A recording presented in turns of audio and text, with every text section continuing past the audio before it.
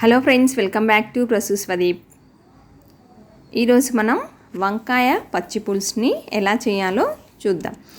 So ఇది వచ్చేసి జనరల్గా మనం గుత్తి వంకాయలు చేసుకుంటాం కదా, వైట్ ఆర్ వాయిలెట్ ఏ కలర్ అయినా కానివ్వండి, బ్రింజల్తోని మనం ఈ పచ్చి పులుసు అనేటువంటిది చేస్తామన్నమాట. దీనికి కొంచెం ముదురు కాయలు అవసరం అవుతాయి. సో దీనికి ఏ విధంగా చేయాలో చూద్దాం. దీనికి వచ్చేసి ఒక లడ్డు వంకాయ, ఒక 2 పచ్చిమిర్చి అండ్ ఒక నిమ్మకాయ సైజ్ అంతా చింతపండు తీసుకోవాలి. సో ఈ వంకాయ అనేటువంటివి కంపల్సరీగా ముదిరి కొంచెం లావుగా ఉండాలండి.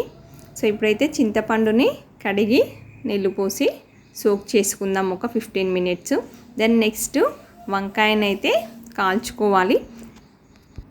వంకాయలు నిప్పుల్లో కాలిస్తే ఇంకా ఎక్కువ టేస్టీగా ఉంటాయండి. ఒకప్పుడు మొత్తం కూడా కాల్చడం అంటే నిప్పుల మీదనే ఉండేది కదా, ఇప్పుడు నిప్పులు అవైలబుల్ లేవు కదా, అంతా గ్యాస్ బర్నర్స్ కాబట్టి సో దీనిపైనే మనం వంకాయనైతే కాల్చేసుకుందాం.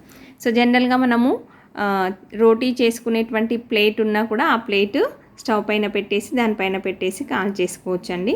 సో మొత్తం కూడా మీడియం ఫ్లేమ్లో పెట్టేసుకొని వంకాయని ఈ విధంగా నేను వీడియోలో చూపిస్తున్నటువంటి విధంగా మొత్తం కూడా కాల్ చేసుకోవాలన్నమాట. సో చూసారా, పొట్టంతా కూడా ఇలా లేస్తుంది. సో ఈ విధంగా మొత్తం కూడా కాల్చుకోవాలి వంకాయని చక్కగా. లోపలంతా కూడా మగ్గుతుందన్నమాట. సో మీడియం ఫ్లేమ్లో పెడితే చక్కగా కుక్ అవుతుంది లోపల. చూస్తున్నారు కదా, ఈ విధంగా కాల్చేసుకొని పక్కన పెట్టుకోవాలి. దెన్ నెక్స్ట్ మనం పచ్చిమిర్చి తీసుకున్నాం కదా, ఈ పచ్చిమిర్చిని కూడా మనం స్టవ్ పైనే ఫ్లేమ్కే కాల్చేస్తున్నాం అనమాట. ఆయిల్లో వేపడం అనేటువంటిది ఏమీ ఉండదు, డైరెక్ట్ ఫ్లేమ్ మీదనే వీటిని కూడా కుక్ చేస్తున్నాం అనమాట. వీటిని కూడా సో చక్కగా లోపల కుక్ అయిపోవడానికి లో ఫ్లేమ్ పెట్టేసి కుక్ చేస్తున్నాను. సో ఈ విధంగా పచ్చిమిర్చి కూడా కుక్ చేసుకొని స్టవ్ ఆఫ్ చేసుకొని పక్కన పెట్టేసుకోవాలి. సో చల్లారిన తర్వాత దీనిపైన ఉన్నటువంటి పొట్టును చూస్తున్నారు కదా, ఏ విధంగా వచ్చేస్తుంది చక్కగా. సో మనం ఎక్కువ ఇబ్బంది పడాల్సిన పని ఉండదండి, ఈజీగా వచ్చేస్తుంది పొట్టు అనేటువంటిది. సో చూడండి, మీడియం ఫ్లేమ్లో పెట్టి కాల్చినట్టయితే ఈ విధంగా లోపల చక్కగా కుక్ అయిపోయి పొట్టు చక్కగా ఈజీగా వచ్చేస్తుంది అనమాట. సో ఈ విధంగా పొట్టంతా తీసేసుకున్న తర్వాత దీన్ని వాటర్లో కడిగేసుకోవాలి. అదేవిధంగా పచ్చిమిర్చి పైన ఉన్నటువంటి ఈ బ్లాకిష్ది కూడా మనం తీసేసుకోవాలన్నమాట.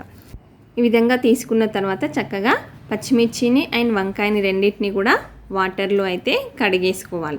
సో మనము బొగ్గు అనేటువంటిది హెల్త్కి మంచిది కాదు కదా, అంటే బ్లాక్ అయిపోయినటువంటిది మంచిది కాదు కాబట్టి అదంతా పోయే విధంగా చక్కగా వాటర్లో కడిగేసుకోవాలన్నమాట.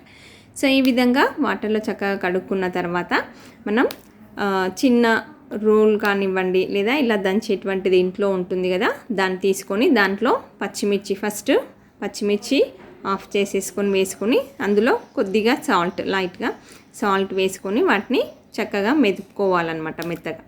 సో జస్ట్ ఒక 2 టైమ్స్ దంచేస్తే సరిపోతుందండి, మెత్తగా వచ్చేస్తుంది చక్కగా లోపల కుక్ అయింది కాబట్టి.